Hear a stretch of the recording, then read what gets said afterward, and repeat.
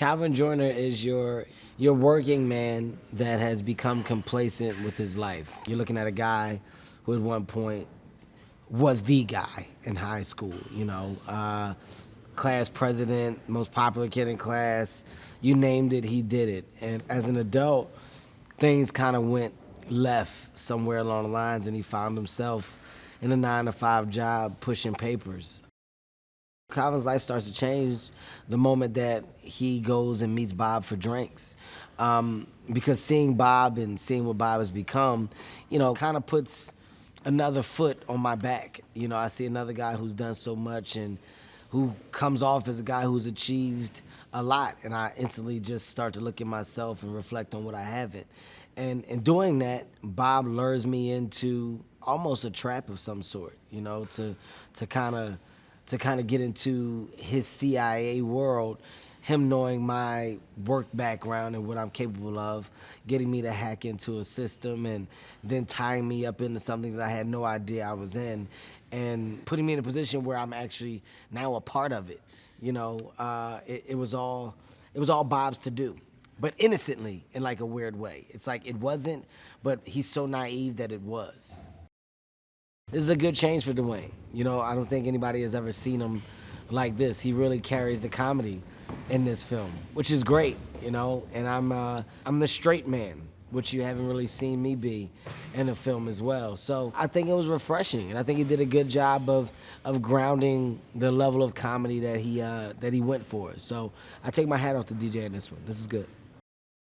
I think their relationship evolves because as the movie goes on, Calvin starts to see that there is a level of innocence to Bob, and in doing that, I build up a certain level of trust and kind of wanting to back him because I feel for him in a position that he's in, And when you do that and you make that decision, it's either all or nothing. And when I make the decision, I'm making it to basically give all and almost become his partner to some degree and just staying with him along this journey. So it's a good change, and that road to friendship that these two characters has is a good road. It's a road that you follow. I love being physical, man. I love the action element in a film in general. You're getting to do things that you can't do in real life, which is always fun.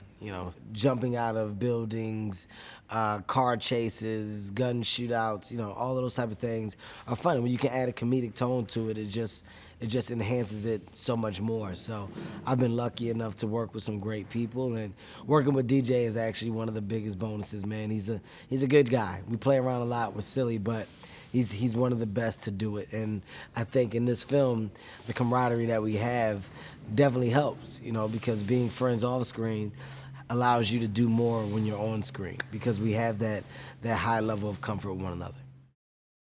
Rawson is a vet. Rawson has done a lot, he's a guy who understands comedy, and the story is told in a very smart way, because this isn't a genre of film that's brand new. It's been done. You've seen the buddy cop. You've seen the guy that's in the CIA and the other guy that doesn't know. So when you do these things, you have to be unique and fresh in bringing this particular premise across. And I think Rawson was very good at that, Also within the writing of the film, I think it was very well done, and, it gave Dwayne and myself a lot of room to wiggle and play. We could always go more and then scale back. And in this case, Rawson allowed us to do that.